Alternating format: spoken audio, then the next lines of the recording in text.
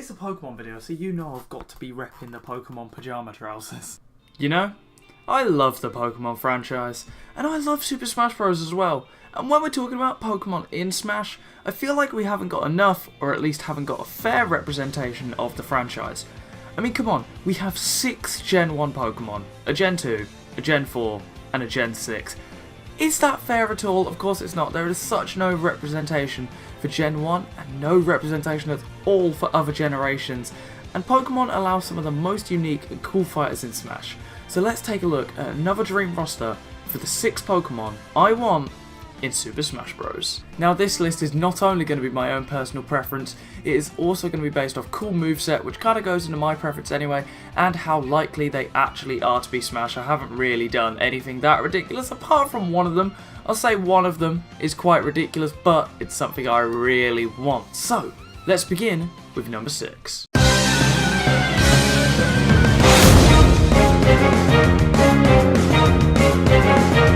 Has anybody else noticed there are no Gen 3 playable Pokemon in Smash? And has anybody else noticed there are no fully evolved grass starters in Smash? So who does that leave? Of course it is my favourite starter from Gen 3, and that is Sceptile. If he were to become playable in Smash, I could see Sceptile being a fast, hard-hitting glass cannon. All of Sceptile's attacks would hit really hard and will come out really early, making him a very strong character in the early percents. But then his main kill moves will have a lot of lag, meaning you'll have to combo into them. You know, you can't just walk up to someone and do them. You're going to have to have a bit of setup going on there. So that means if you miss, your opponent can easily punish. This combined with Sceptile's very early kill percent, I think we should make him very light and give him very weak defense. We'll just make him a very fun but very high risk, high reward character. He can be super flashy and do some super cool combos, rack up some major damage, but he can also die very early, making him a kind of ninja glass cannon character, which I think would be really fun in Smash, because combo based characters are the best, and Sceptile is up there with my favourite Pokemon.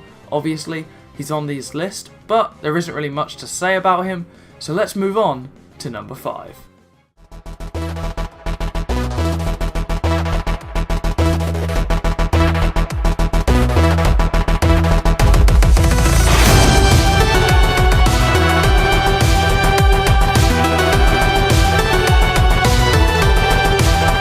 Gen 3, check. Fan favourite, check. Probably the Pokemon that has the most hentai made of it, check. Gardevoir. I really want a good, fast mage character in Smash. I've been waiting for ages and it would just be a really cool thing to have, but Zelda and Robin, they just don't cut it for me. They're too slow in their movement and their moves, and Gardevoir seems as if she will fit in as the next mage character in Smash. Like, honestly, you could just take any of Zelda's moves, put them on Gardevoir, and she could even work as an Echo Fighter. The only move that wouldn't work is the down B, but obviously, Gardevoir should be our own character, though she would be similar to Zelda. Give her a Shadow Ball or maybe a Mega Revolution for the final smash, and boom, you have yourself a brand new Mage Fighter. And to be honest, I really want a new Mage Fighter. Gardevoir might be able to feel that role, but part of me doesn't think she'll be that fast. I want a character where you act fast, you can set traps, and you always have to think 10 steps ahead. You know, a mage-like projectile combo character? Momo for Smash, anyone?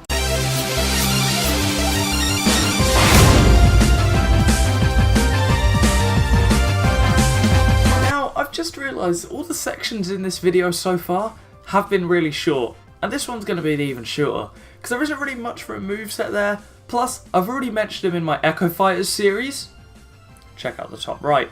So that is why I am choosing Mimikyu as an Echo Fighter for Pikachu. Most of Pikachu's moves would work perfectly for Mimikyu, especially if you make them a bit more powerful and add a few ghostly effects on him.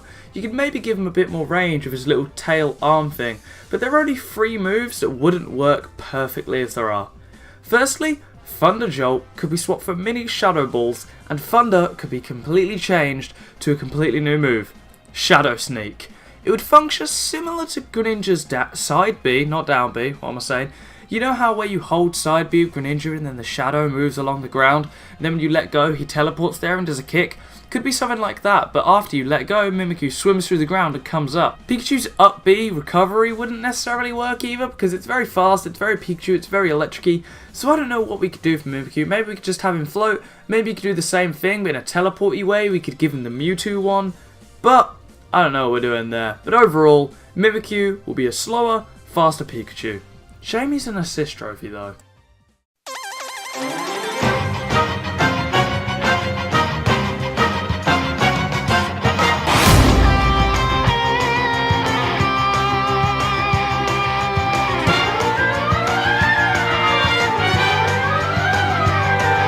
Every Pokemon on this list at least qualifies for my top 30 Pokemon, alright? Because I've got to love them if I want to put them on this list. But this one is probably my most controversial pick, and it is my second favourite Pokemon, and that is the boy Hawlucha. Hawlucha is my second favourite Pokemon, only second to my absolute favourite Greninja. But honestly, if they were both in Smash, I would probably play Hawlucha more because he would be awesome in Smash. It's surprising that for a fighting game we only have one fighting type Pokemon, and that's Lucario, who, yeah, he fits the bill very well, but I feel Hawlucha's wrestling theme would make him an awesome candidate for Smash. And I also think in terms of recovery, Hawlucha would be a perfect opportunity to bring back the glide mechanic from Brawl. Hawlucha would be a small powerhouse who would just fit in Smash so well, racking up combos, doing lots of damage, and for his final Smash, he could have his signature move, Flying Press. Oh my god, it would be so awesome. I'd love this boy. So quick, so small, such an awesome recovery, such an awesome theme. He looks so awesome, his ults would be awesome, and if this video was on my personal bias, Hawlucha would be the #1 pick, but obviously I'm factoring a lot more other stuff, like relevance and popularity, which Hawlucha unfortunately hasn't really got. He's my second favourite Pokemon, but he's not high up on other people's lists. Long live the Lucha!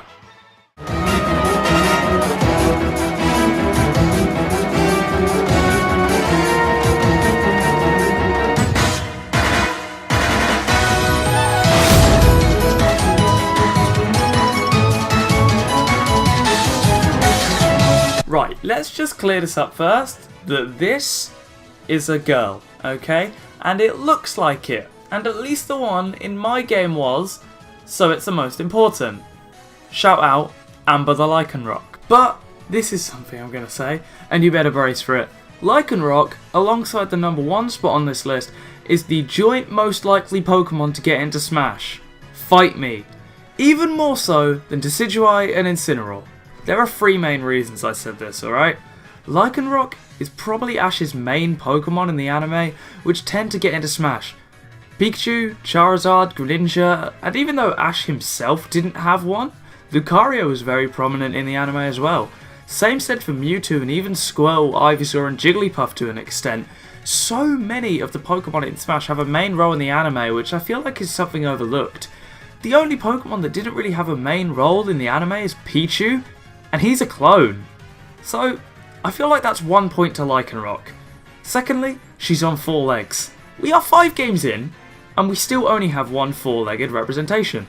We got monkeys, we got witches, and we have Cloud Bloody Strife. Yet we have only 1 boy that can't walk on his back legs.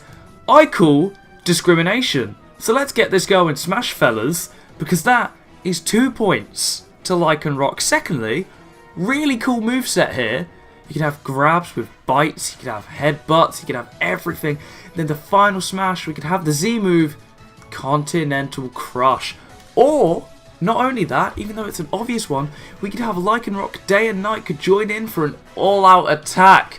How cool would that be? So far, 3 points to Lycanroc. I'm blistering through this at a high speed. Just like Lycanroc would be a very fast Pokemon in Smash. 5 points! And just throwing it out there, there are no rock types in Smash. 6 points.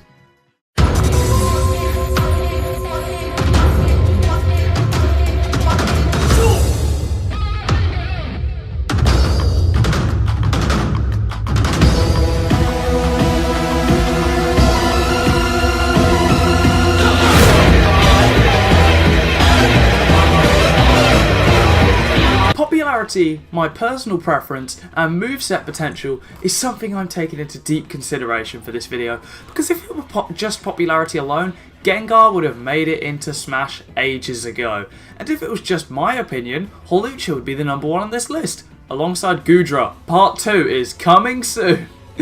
And if it was moveset potential, it would be whatever crazy stuff Pappy Sakurai could think up. Hell, we'd probably have Sunflora or something like that in Smash. Come on, let's hear it for Sunflora for Smash. Let's hear it, guys. Where were we? Oh yeah, Tapu Koko for Smash. Seriously, this is such a good pick, yet no one is talking about it. I mean, just look at him. He would fit the art style of Ultimate so well. But let's think about this logically.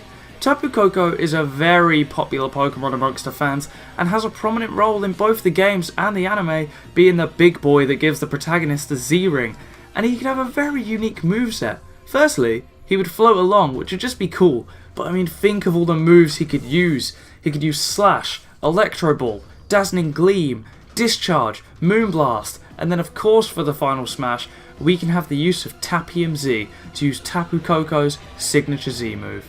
You know, the one where he joins that big massive yellow body and crushes someone? Wouldn't it be such a cool touch if, as well as massive knockback, this move did exactly 50% damage, similar to how in the Pokemon games this halves the health of whatever Pokemon it hits? In my opinion, Tapu Koko would be a perfect fit for Smash Bros, even though his inclusion isn't talked about enough, and honestly, I think Tapu Koko is the most likely. Even though I said he's joint with Lycanroc earlier, I think he might be more likely than Lycanroc. He's popular, has great moveset potential, and enough surprise value for Sakurai to blow our minds again. But what do you think about Tapu Koko in Smash? Be sure to comment it down below. Have you heard this idea before? Because I haven't heard it anywhere, and be sure to link me to who said it. So thank you so much for watching 6 Pokemon. That's the number, I was going to do the hand gesture but then messed it up. 6 Pokemon that will make it into Super Smash Bros. Ultimate. If I had the choice, because I would love these 6 to be in.